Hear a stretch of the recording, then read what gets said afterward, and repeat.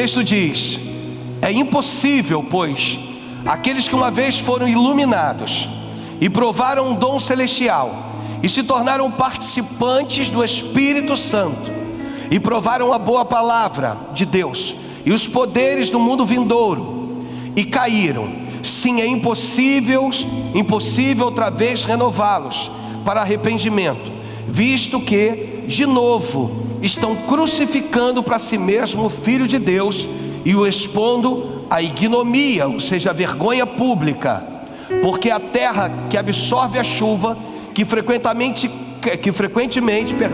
cai sobre ela e produz erva útil para aqueles por quem também é cultivada, recebe bênção da parte de Deus. Versículo 8: mas se produz espinhos e abrolhos, é rejeitada e perto está da maldição, e o seu fim é ser queimado. Versículo 9 diz: amados, me ajuda, amados, mesmo falando dessa forma, estamos convictos de que coisas melhores em relação a vocês, coisas próprias da salvação. Até aqui, Deus e Pai fala conosco: toma minha vida nas tuas mãos, e que possamos de uma forma generosa ser agraciada pelo teu Espírito, sermos conduzidos pelo teu Espírito, para que possamos, Senhor, dar sequência a essa mensagem. Ser conosco, no nome do Senhor Jesus. Se você crê, diga amém e amém. Durante muito tempo eu falei isso aqui, eu fiquei me perguntando a quem se referia esse texto, para quem era, a quem se refere o texto. O texto no versículo de número 4 diz que é impossível. Bem, mostra alguém que sofreu um processo de arrependimento. O texto continua dizendo que é impossível aqueles que uma vez foram iluminados, Daniele, e que de uma certa forma a gente entende que aqueles que foram iluminados foram aqueles que receberam a revelação. Revelação de duas formas talvez que nós possamos compreender. Receberam a revelação, ou seja, foram retiradas das trevas e foram postas na maravilhosa luz. Receberam a revelação. E essas mesmas pessoas que receberam a revelação, elas tiveram um encontro generoso com Deus, um encontro verdadeiro com o Senhor. Elas foram iluminadas. Mas o texto continua dizendo: e provaram um dom celestial, passaram pelo batismo nas águas. E o texto continua dizendo: e se tornaram participantes do Espírito Santo. Aí é lindo isso, participantes do Espírito. Está falando alguém que um dia teve intimidade com o Espírito. E o texto continua, hoje eu estou sendo assim bem breve: e provaram a boa palavra de Deus. Provaram significa degustaram, experimentaram, comeram da boa palavra de Deus. E experimentaram também dos poderes do mundo vindouro. Então esse texto aqui não está tratando de um crente qualquer, de alguém que começou a sua caminhada e de repente se desviou, de alguém que porventura tenha começado bem, mas de repente um problema dentro da igreja, de repente uma fala do pastor, de repente um irmão, uma irmã que não tratou ele ou ela tão bem, e essa pessoa acabou se sentindo mal e acabou indo embora. Esse texto não fala de pessoas, de um crente, desculpa a expressão ou a expressividade do texto, de um crente meia boca. Esse texto narra alguém que teve diversas experiências com Deus, inclusive com o Espírito Santo. O texto diz que se essa pessoa passou por tudo isso, e se ela cai, ela não tem novamente, versículo número 6, e caíram, sim, é impossível outra vez renová-los. A prova de que o texto está falando com alguém que teve uma intimidade com Deus é que só pode ser renovado aquilo que um dia foi novo. Aí o texto, para exemplificar isso melhor, diz: para arrependimento, visto que de novo estão crucificando para si. Existia uma classe que havia se convertido do povo judeu, e que durante a igreja primitiva, a dificuldade da igreja primitiva, esse número de homens e mulheres que haviam se convertido, principalmente de homens, chefes de família, eles foram tão perseguidos, tão perseguidos, tão perseguidos, que eles resolveram então declarar para o povo judeu, ou seja, para as sinagogas e para os seus líderes, que eles estavam abrindo mão de Cristo na vida deles.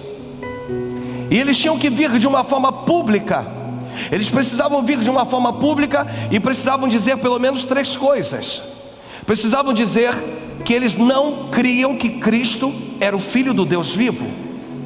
Segunda coisa que eles precisavam dizer é que eles não acreditavam que Jesus havia nascido de uma virgem, sendo concebida pelo Espírito Santo.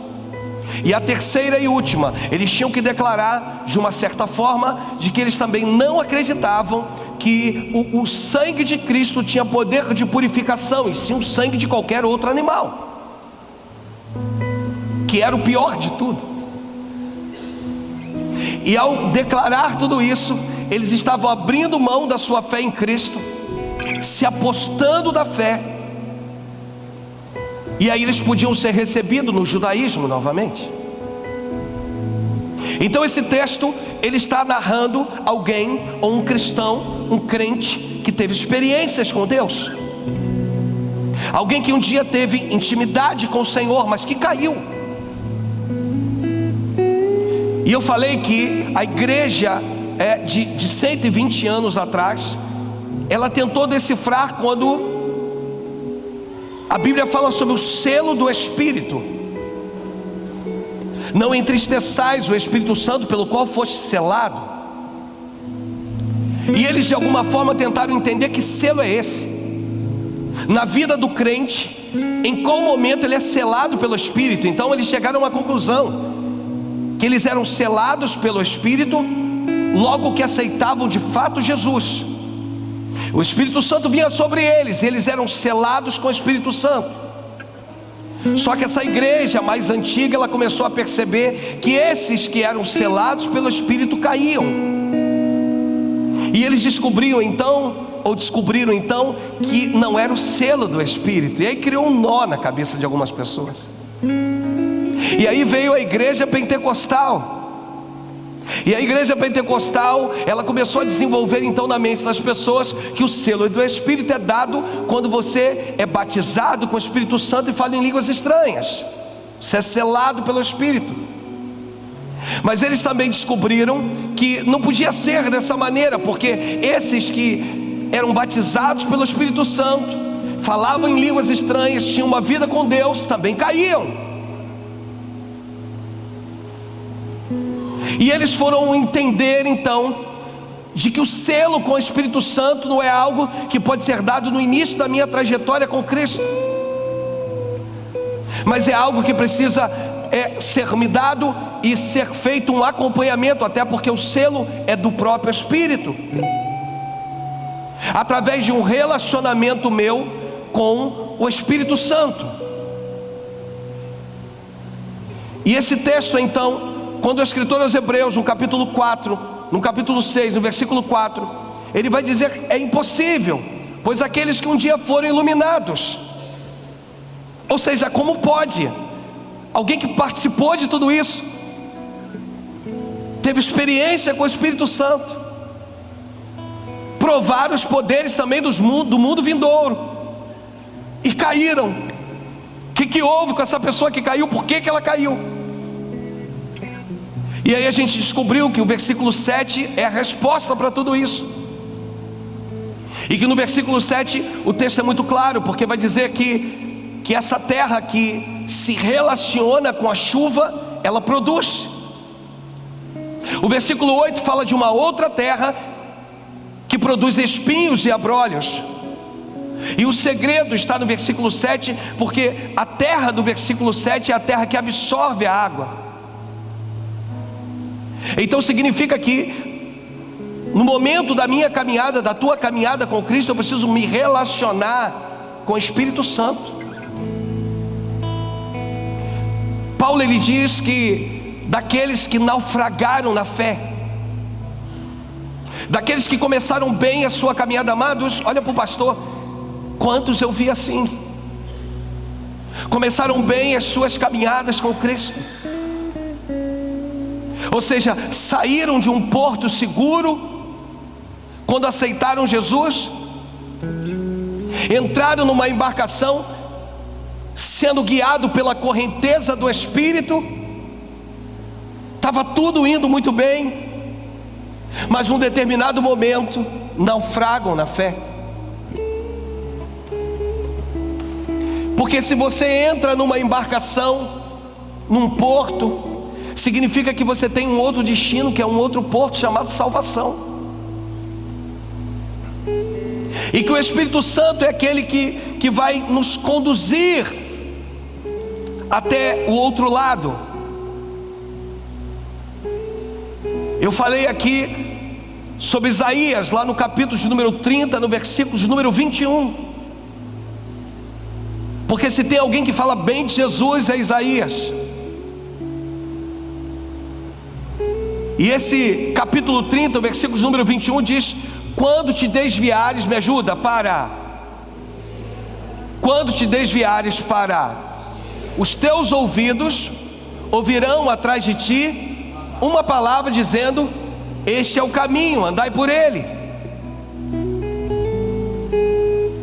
A igreja primitiva era conhecida como o caminho. Os seus inimigos a chamavam de a seita do caminho. E aqui mostra que esse caminho é Cristo, mas que o Espírito Santo é essa voz que vem atrás de você, te direcionando no caminho. Não vai para a esquerda, não vai para a direita. Fica firme, continua, não se prende a isso. Não deixe isso entrar no teu coração. Continua a sua caminhada. Então aqui a gente aprende que o meu relacionamento com o Espírito Santo é que vai fazer com que a continuidade desse relacionamento é que vai fazer com que eu chegue no alvo, que é a salvação. Por isso o escritor aos Hebreus, ele cita todos esses itens, e às vezes a gente se pergunta: mas pastor, eles não são importantes? São, mas não são suficientes. Pode ser que você tenha tido uma certa experiência com Deus no decorrer da tua vida. Eu inclusive falei algo aqui que eu ouvi, que me abençoou, que se nós fôssemos ver ou contar todos os meus dias na terra, eu fiz aqui mais ou menos essa matemática, e visse a quantidade de comida em 44 anos que possuo, com o rostinho de 25, aproximadamente foram 16 toneladas de comida. Então guarda uma coisa no teu coração: imagina se há 3 anos atrás eu decidisse parar de comer. Imagine, com certeza hoje eu estaria morto. Porque mesmo quando eu avalio que foram 16 toneladas em 44 anos, eu aprendo que o que me mantém de pé é continuar comendo. Olha para o pastor, pode ser que você já tenha tido N experiência com o Espírito Santo na tua... Deixa eu falar com você agora. Pode ser que você já tenha tido uma experiência ou muitas experiências com o Espírito Santo, mas o que vai te manter de pé é continuar se relacionando com Ele. O selo não pode ser algo que me é dado no início da minha caminhada, ou que me é dado na metade da minha caminhada. O selo é dado pelo Espírito Santo, e o que me mantém dentro desse selo é o meu relacionamento com Ele, é continuar comendo, é continuar me alimentando, é continuar tendo experiências com o Espírito Santo. Cuidado, porque pode ser que você esteja tão enfraquecido ou tão enfraquecida, que você esteja de uma certa forma tão se sentindo tão mal, que você decida parar de comer.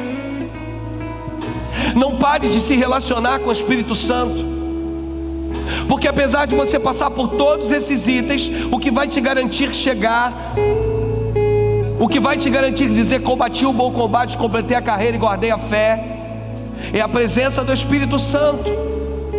Toca na pessoa do teu lado e diga assim: Deus te chamou com um propósito estabelecido, mas para que esse propósito se cumpra, você precisa estar cheio do Espírito Santo. Abra a tua boca, diga: você precisa estar cheio do Espírito Santo. Atos capítulo de número 9, versículo 15. Depois que o Senhor se manifesta a Saulo no caminho para Damasco, e que ele perde a sua visão e fica ali 3 dias sem comer e sem beber, o Senhor vira para Ananias e diz: Ananias, vá até lá na casa, na rua tal, na esquina tal, na casa do fulano, porque lá tem um homem chamado Saulo de Tarso. Eu acredito que nessa visão o Senhor de repente olhe para Ananias, olhe para o Senhor e diga: Senhor, não tem nada de errado nisso não? Será que essa visão ela não está errada? É Saulo mesmo? E o Senhor vira para Ananias e diz para ele: mas o Senhor lhe disse: vai, porque este para mim é o instrumento escolhido para levar o meu nome perante os gentios e reis, bem como perante os filhos de Israel. Versículo 16 diz: pois eu lhe mostrarei o quanto lhe importa sofrer pelo meu nome. Olha para o pastor, você virou para a pessoa do teu lado e diga assim: Deus tem algo específico contigo. Há um propósito de Deus para a tua vida, mas para que você atinja a meta, você precisa entender que Deus vira para Ananias e diz: olha Ananias, versículo 17, tem 2 coisas que você vai precisar fazer com ele. Primeiro, você vai precisar restituir-lhe a vista. Você vai impor a mão sobre a cabeça dele, ele vai voltar a ver. Mas sabe, Ananias, ainda que eu tenha aparecido para ele numa forte luz, ainda que eu, Jesus, tenha dito para ele: Saulo, Saulo, por que tu me persegues? Ainda que ele tenha virado para mim e tenha dito: Senhor, a quem eu tenho perseguido, ainda que todas essas manifestações Paulo tivesse vivido com Cristo, se ele não for cheio do meu Espírito, isso pode comprometer o resultado final. Toca na pessoa do teu lado, diga para ela: você precisa ser cheia do Espírito Santo para não comprometer o que Deus tem para a tua vida. Somente com uma igreja cheia do Espírito, somente com vidas cheias do Espírito, ele não pode ser comprometido. O que eu quero realizar através dele não pode ser comprometido. E para que não seja comprometido, ele precisa estar cheio do meu Espírito. Aformoseia o teu rosto, varoa. Aformoseia o teu rosto, varão. Porque o brilho que você expele, o brilho que você transmite não é teu. Você é reflexo do brilho de Cristo. É tua função, é minha função brilhar em meio às trevas. Outra coisa, se tu chegou aqui mal, chegou aqui cabisbaixo, chegou aqui derrotado, mas você sabe que o teu Redentor vive e que por fim se levantará sobre a terra. O teu rosto precisa brilhar. Olha para o irmão do teu lado, para a irmã do teu lado e diga assim: agora eu vejo um brilho de Cristo na tua vida. Vira para ele ou para ela e diz assim: de repente você não está bem hoje. De repente hoje é o teu dia mau, mas eu sei em quem você tem crido.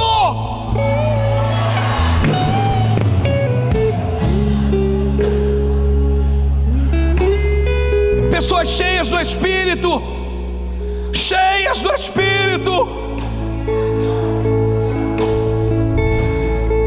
Se você for cheio do Espírito, não comprometerá o resultado final, que é uma palavra chamada salvação. O mais importante na minha vida e na tua, o mais importante. Tem uma outra coisa aqui, em 1 Tessalonicenses, no capítulo 5, no versículo 19. Irmãos, esse texto é um texto que ele vai me enchendo de uma tal maneira. 1 Tessalonicenses capítulo 5, versículo 19. Fala baixinho, fala com amor. Sabe por quê? Às vezes você toca no teu irmão, ele se sente afrontado, pastor Du. Não apagueis o Espírito, hein? Agora, não apagueis o Espírito. Vira para a pessoa do teu lado e diga assim: não apagueis o Espírito.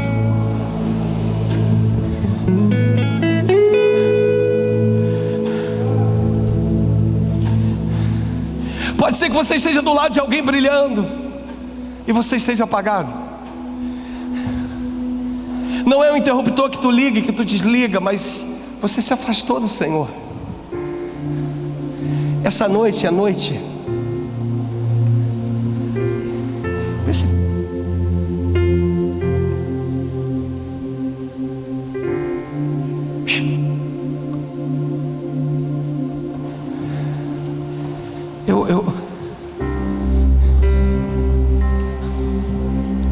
Essa noite é a noite que o Espírito está te chamando.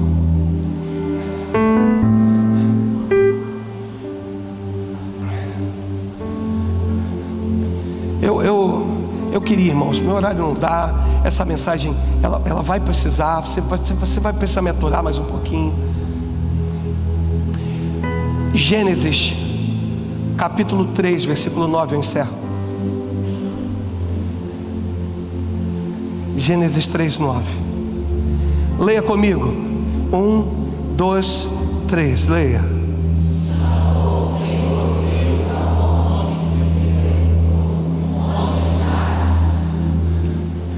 Vamos ler mais uma vez. E chamou o Senhor Deus ao homem e lhe perguntou: vira para a pessoa do teu lado e diga assim: afinal de contas, faz uma pergunta para ele ou para ela. Deus não conhece tudo? Diga, por que ele pergunta onde estás?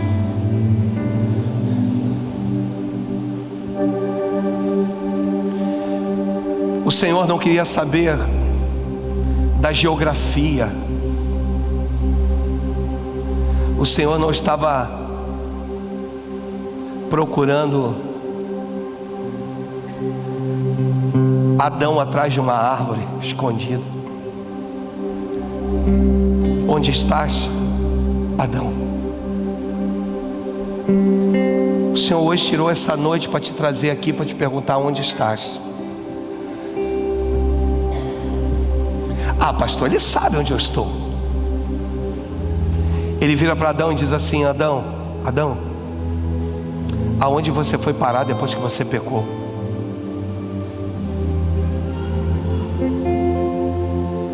Adão se envergonha. Eles arrancam folhas de figueira. Há uma linha teológica que defende que o figo seria o fruto, pela figueira ser a árvore mais próxima. Quando eles são confrontados, não há garantia nenhuma para isso. Eles começam a cozer folhas de figueiras para se cobrir.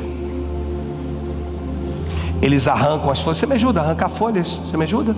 Eles vão lá, faz assim com a sua mãozinha. Eles vão lá aí, repita comigo, eles arrancaram folhas bonitas, mas que só são bonitas enquanto estão apegadas ao pé, à árvore. Daqui a alguns dias, essas folhas vão secar. O Senhor pergunta para ele assim: olha para o pastor, estou encerrando. O que você fez com o revestimento que eu te dei?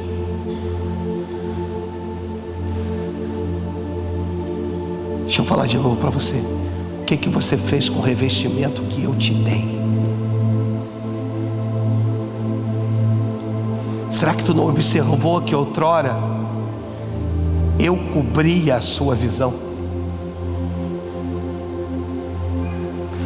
Olha o que o pecado fez contigo, Adão.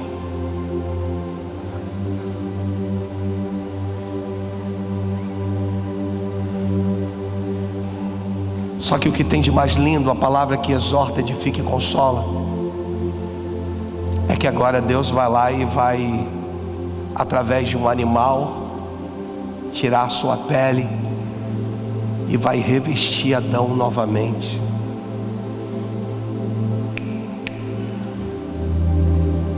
O Espírito está falando com pessoas aqui. Te chamei hoje para dizer: quero te revestir novamente.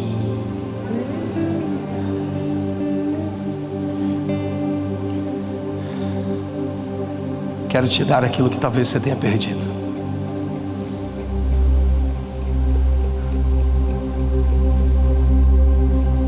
Onde estás? Eu gosto que quando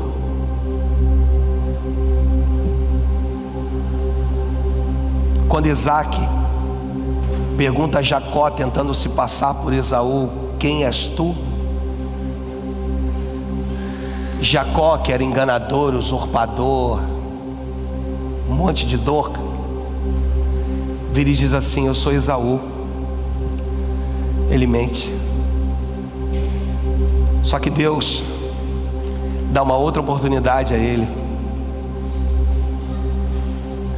Quando no Val de Jaboque ele está brigando com o anjo e diz: tu não vai embora enquanto tu não me abençoar. O anjo vira para ele e diz assim: quem és tu? Aí ele vira e diz: eu sou Jacó. Tem um tempo da tua vida que Deus entende quando você precisa mentir. Só que chega num tempo que essa intimidade precisa melhorar, e aí Ele quer saber se você prefere continuar mentindo do que viver a verdade. Jacó vira para o anjo e diz: eu sou Jacó. Para o pai ele mentiu dizendo: eu sou Esaú. Mas agora para o anjo ele diz: eu sou Jacó. Aí o anjo vira para ele e diz assim: deixarás de se chamar Jacó, porque agora eu vou te dar uma identidade no céu. Tu vais se chamar Israel. O Espírito que te trouxe aqui está dizendo para você assim: quero eu poder te dar uma identidade. Quero eu poder te dar uma nova identidade essa noite.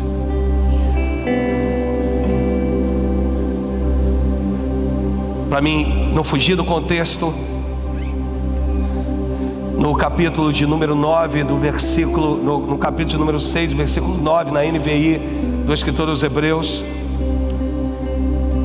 o texto diz assim: amados, mesmo falando desta forma, estamos convictos de que coisas melhores em relação a vocês. Esse texto está dizendo assim: vocês experimentaram tudo isso, passaram pelo arrependimento, passaram pela revelação, tiveram experiências com o Espírito Santo, foram batizados, nas águas, tiveram experiências com o Espírito Santo, provaram uma boa palavra de Deus e os poderes do mundo vindouro. Mas de vocês eu espero coisas melhores.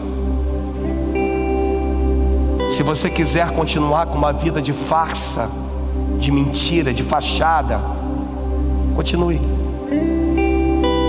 Agora, se você quiser ter uma vida verdadeira com Cristo, essa é a tua noite.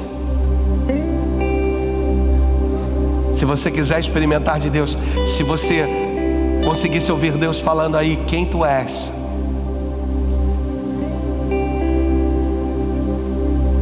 e que você pudesse dizer: olha, eu sou esse aqui, eu erro, eu falho, eu tenho os meus erros, mas eu sou esse aqui, ó. com certeza dos altos céus, você ouviu o Senhor dizendo: vou te dar uma nova identidade essa noite. Uma identidade do céu.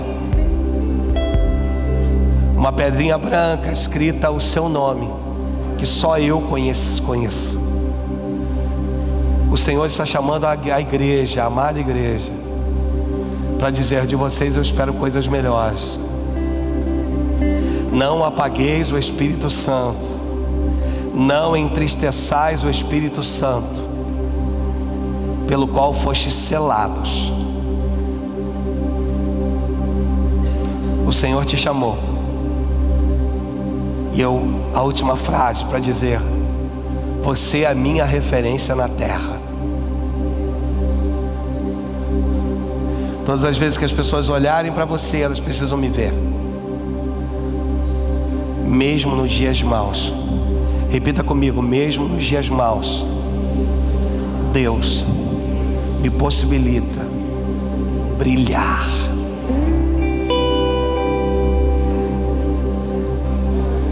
O inimigo quer te apagar, mas Deus te faz brilhar. Pastor, o senhor não sabe a perseguição que eu estou vivendo lá no meu quintal. O senhor não tem noção. O senhor não sabe como é que meu esposo se levantou, pastor. O senhor não sabe como é que meus filhos se levantaram. O senhor não tem noção a perseguição que eu estou vivendo na minha igreja. O senhor não tem noção. O senhor não tem noção o que está acontecendo lá. O senhor não tem noção. E realmente eu não tenho noção, mas eu sei que há um brilho em você diferente. Você não é igual o ímpio na sua vida. Reside o Espírito Santo de Deus. Sabe o que Deus está falando com algumas pessoas aqui? Acalma o teu coração. Não abra mão da tua fé. Não abra mão do teu chamado. Não abra mão da tua família. Não abra mão, porque eu, Senhor, é quem te sustenta. Ainda que ninguém acredite em você, eu acredito, diz o Senhor.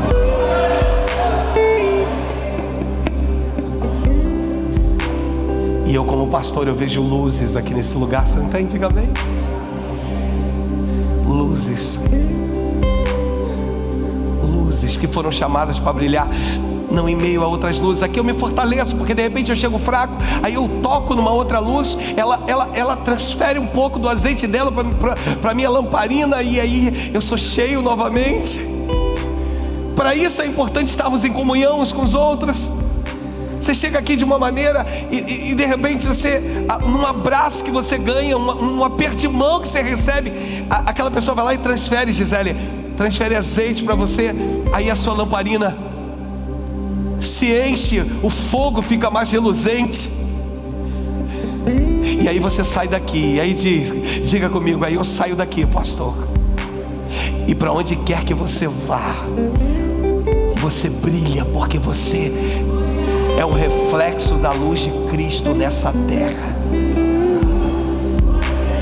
O Espírito hoje te chamou aqui para dizer: eu não abro mão de você. Toca, eu não sei com quantos Deus está falando. Eu não abro, aleluia, eu não abro mão de você. Não importa o teu tempo afastado da minha presença, eu não me esqueci de você.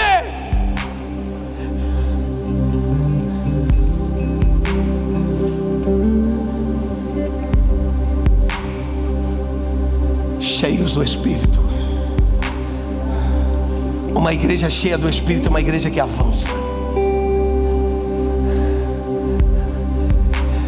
Aí automaticamente a prosperidade chega, porque você entende que a Ele toda honra, toda glória e todo louvor.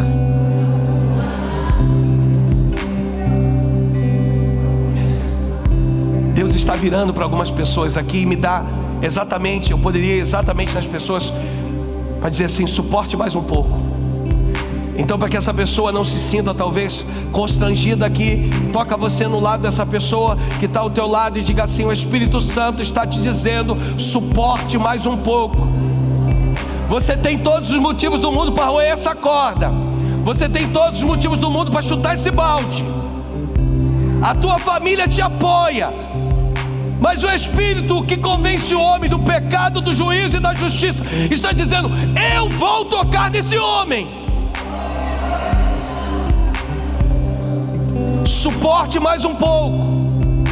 Tu tem todos os motivos para sair desse emprego, mas o Espírito está dizendo: permaneça aí, fique firme. Suporte e não desista. Se coloque de pé em nome de Jesus e ofereça para Deus o melhor das suas palmas.